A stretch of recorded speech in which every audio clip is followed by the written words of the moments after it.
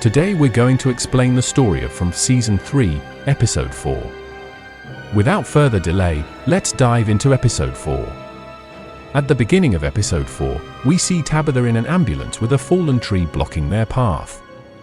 The ambulance team is scared, and there's an officer with them who's surprised that there's no one else on this deserted road, not a single car in sight.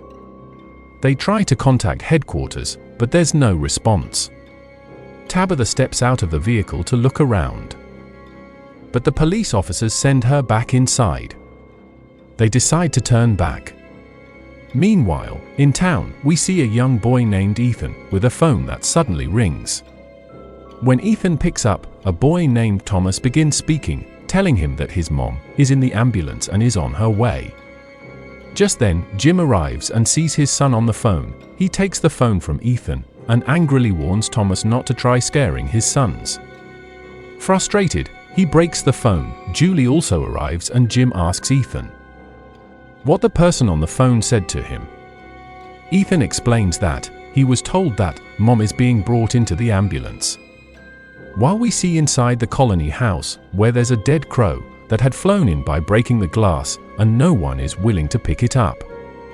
A girl scolds Tilly and starts accusing the elderly woman, saying that she's always fixated on her tarot cards and asks weird questions. Tilly apologizes for this, and Donna, who is also there, tries to calm things down, saying that they shouldn't blame each other. We then see Fatima with Muriel. Muriel is checking Fatima and assures her that she's perfectly fine with nothing to worry about. Meanwhile, we see Victor arriving at Sarah's house with a suitcase. Victor begins sharing memories of his childhood and explaining how he and his sister used to play in that house. Whenever they got scared, they would go down to the basement, build a small tent, and stay there together. He mentions that Tabitha is still in the ambulance. It's night now, and the driver says he should take a left turn, but Tabitha insists he keep driving straight, mentioning that there's a town up ahead with many people who can help them. So, the driver keeps going straight toward the town. Meanwhile, Boyd, who asks Randall why he's here, says, "I told you to go inside the station, and I'll be here to watch the monsters." But Randall replies, "What's it to you where I stay? I'm here to keep an eye on those monsters. I know from which direction they come, and how many come at once. I have sharper eyes than you. We are watching from the forest." We see Christy, Kenny, and Jade in the forest. It's night now, and Christy's leg still hurts from the injury, but Kenny reassures her, saying, "Don't worry, as soon as morning comes, we'll leave." The two share affectionate moments, and Kenny mentions how he still misses his mom. Jade, who's been sleeping nearby, wakes up and tells them to save their conversation for the morning. Since he was enjoying a good sleep, Kenny apologizes to him, and Jade starts sharing that he liked Kenny's mom too. He shows them a diary that belonged to her, saying he always keeps it close. He gives the diary to Christy, who begins reading it. Meanwhile, Victor and Sarah are in a basement where he has set up a small tent. Sitting inside, he starts talking about the suitcase he found under the tree, saying he's gathered a few things in it. He begins to explain that when he was a child, something happened in this town. There was an accident. I was at home at the time, but when I woke up in the morning and went outside, I didn't see a single living person. The streets were littered with bodies. However, there was one boy there wearing a white shirt. Eventually, that boy became my friend, and from that time until now, I've been living in this town. He also told me to take the important belongings from these dead people, as they might come in handy. So, I took someone's watch and someone else's cigarette box, and I still have those things to this day. He suddenly realizes, surprised, that one of the items is missing, but he doesn't know which one. After a moment, he remembers and says it was a doll named Christopher that one of the men used to carry around. That doll isn't with him anymore. The doll was meant to entertain people, but one night, he saw it behaving strangely. It scared him, and he tried to break out of the tent in fear.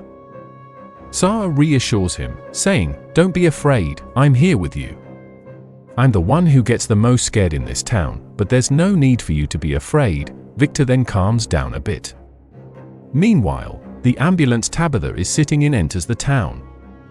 She starts shouting for someone to stop the ambulance, but no one does. Boyd and Randall see the ambulance, as do all the people inside the houses. Ethan says that, as Thomas predicted, the ambulance has arrived. Ethan realizes that his mom might be inside the ambulance, so he steps outside, and everyone else follows him. Tabitha begs them to stop the ambulance, but they ignore her. A police officer presents handcuffs to Tabitha. Meanwhile, the ambulance crew encounters what appears to be a corpse. Tabitha insists that it's not a corpse, but a monster. Nevertheless, the ambulance crew moves closer to inspect it, only to discover that it really is a monster, which attacks and kills them both.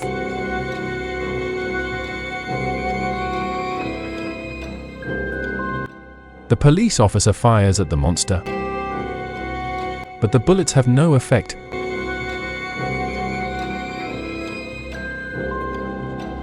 The people inside the nearby buildings witness all of this. Suddenly, one of the bullets hits a girl named Nikki, injuring her. Christy tries to help Nikki, while Donna insists they need to get Nikki indoors. She leads the officer inside, who then realizes she accidentally shot Nikki.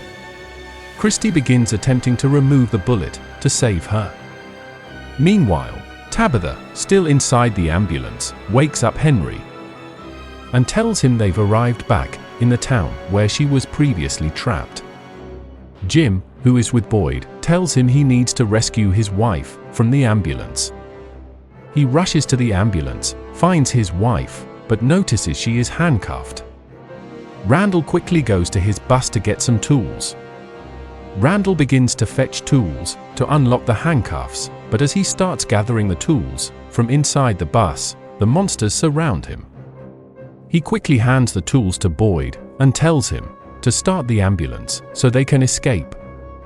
However, the monsters have taken the ambulance keys. One of the monsters taunts Boyd, saying he will never be able to save everyone, but then hands the ambulance keys to him. Randall starts shouting, begging for someone to help him, but there is no one to assist him. Boyd manages to get the ambulance running and heads toward the house, where many people are already gathered. Everyone comes inside, and Boyd learns that Nikki has been shot, and the shooter is an officer named Acosta. Boyd confronts the officer, asking how she could do such a thing, and she apologizes, saying it was a mistake. Boyd shouts that if she wants to apologize, she should apologize to Nikki. Just then, Donna arrives and tells Boyd to calm down, and comes upstairs with her. Boyd follows her upstairs, and Donna closes the door, telling him that she is very scared, and she starts crying heavily. Boyd tries to comfort her. Meanwhile, Tilly is sitting next to Nathan, who suddenly sees a monster. Nathan becomes terrified, but no one else can see the monster. Driven by fear, he follows the monster, but then he regains his senses and realizes something is wrong. It turns out the monster isn't actually here, meaning it was all just an illusion. We see Ethan and Julie in their room as well.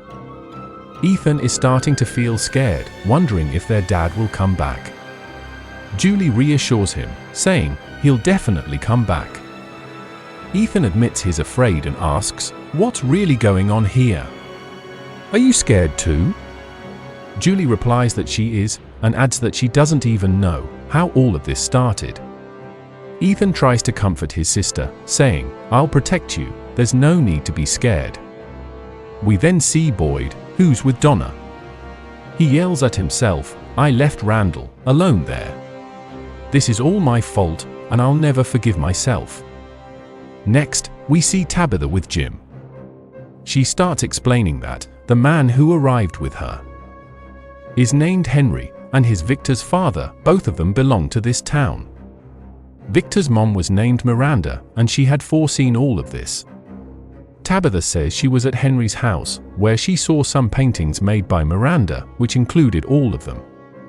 Jim listens, stunned. We then see Nikki, the girl who was shot, surrounded by others.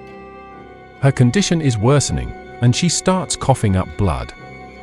Christy tries to help her, but they lack the necessary medical equipment, and Nikki dies there. Everyone is saddened by her passing, and her body is moved to another room. Fatima is also there, along with Ellis. Fatima talks to Ellis and explains that she wants to be alone for a while, so she decides to stay in this room. Ellis says, "Okay, if you need anything, just let me know," and then everyone leaves. Now Fatima is alone in the room. She begins to look at Nikki's body and starts drawing blood from it, even tasting it, as if she finds the taste of blood appealing. It is clear that the baby in Fatima's womb could not be a normal baby. Meanwhile, Donna and Boyd are having a drink. Through the window, we see Randall's body lying outside, but after a moment, Randall regains consciousness, which means he's still alive. However, there's no one around to help him. And with this suspenseful moment, the episode ends. Don't forget to subscribe to the channel. We'll meet again with the next episode. Thank you for watching.